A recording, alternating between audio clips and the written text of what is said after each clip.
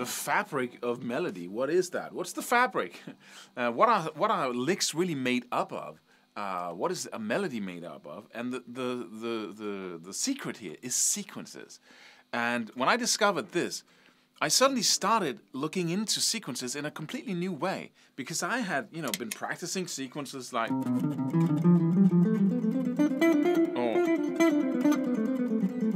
all of these little mathematical things that we run through a scale, and then we practice our, our fingers, and we practice our ability to hit different notes in the scale in different orders.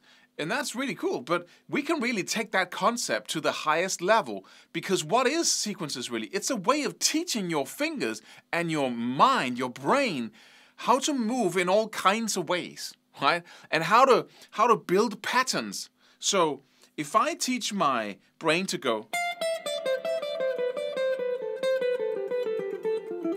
right? If I teach my brain to do that, then I'm instantly able to go,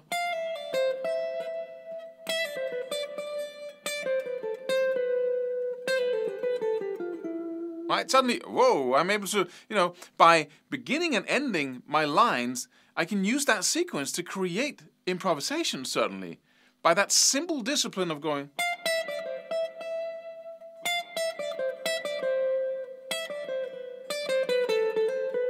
right? And I can use another sequence like, if I learn that as well, now my fingers can move in two different ways. I can go, right? I didn't even play. I just started that sequence, and then I went for the other one. And just played 3 notes from it. Right?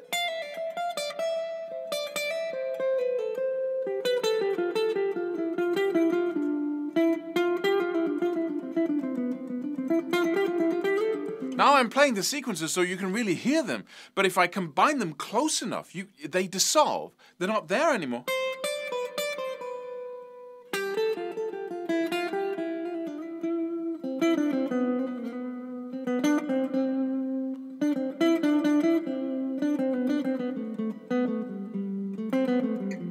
Right?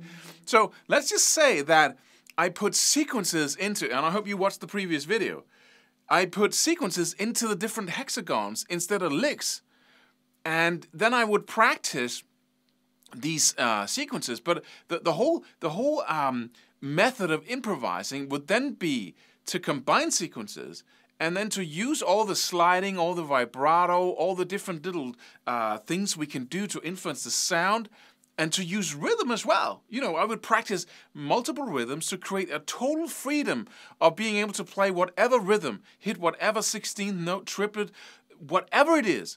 And then I would take these sequences and combine them with rhythm, and suddenly I would have the vocabulary of being able to speak with words instead of whole sequences that I have pre-learned. Right? So I could go, let's say I take a rhythm like da, da, da, da, da, da, da, and combine it with a sequence, right? Or I take a sequence like, and I combine it with da, da, da. And that's a very simple example of how to combine a sequence with rhythm. But when you start really practicing this, and then ending and beginning your lines, following the notes of the chord, the arpeggio, the chord in the background, then you start merging all your skills into that magical skill of actually being able to improvise. And that is the most fun thing in the world, because you never run out of things to play. Like I never run out of things to say, apparently, right? I can speak forever, as long as I have something to speak about, as long as I have something that I want to express, right? As long as I have that, I can speak forever.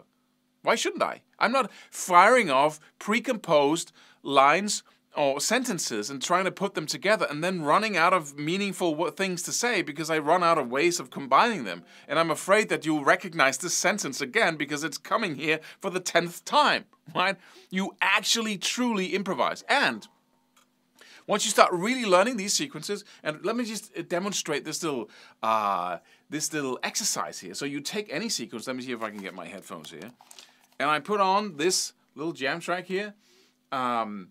And then I would, you know, take a sequence like, let me see if I can get some sound here. I'll take a sequence like, and so on, right?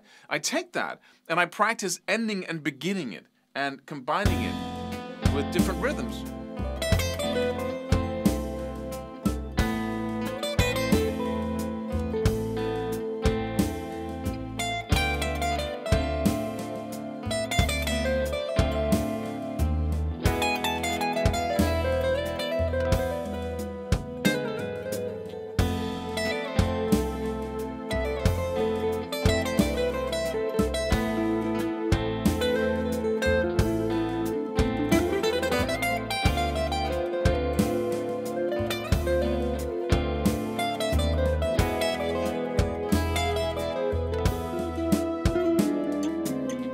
I've been doing this for a while, so you know, this is improvising for me. That exercise is actually improvising.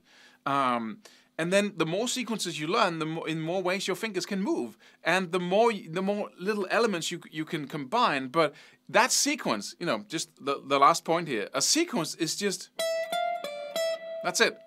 That's enough to describe what I'm doing, because I'm playing one note up, then I'm going 2 notes down, and playing 1 note up. Okay, we can continue that now. Then we understand the sequence. I can go, okay, that's 4 notes down.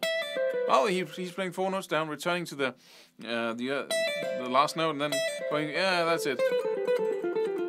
And that's what you have in your hexagon. So when you start combining those, putting those together with rhythm, as I do, and beginning and ending with concern about what is the chord in the background, right? Your tool, your scale and arpeggio tools, then suddenly magic happens, and you enter into another world of true improvising, where you can just go. It's like a meditation. You just keep talking music.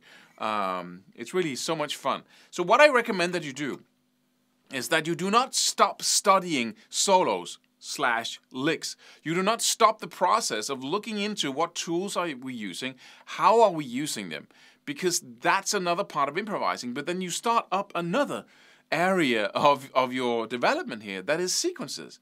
And you can create those yourself.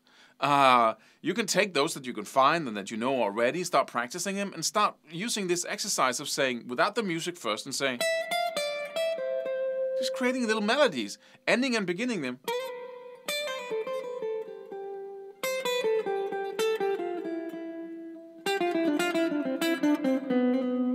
Right?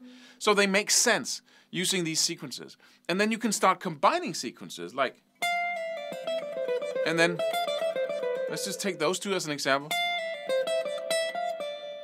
Cool. And once you come up with something that sounds great, repeat it 10 times.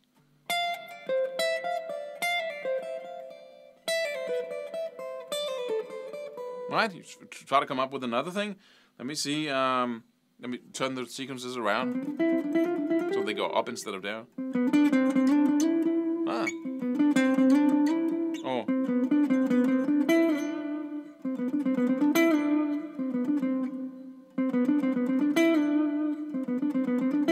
Repeat it 10 times and then move on. So you actually compose your own little licks here, repeat them, and move on.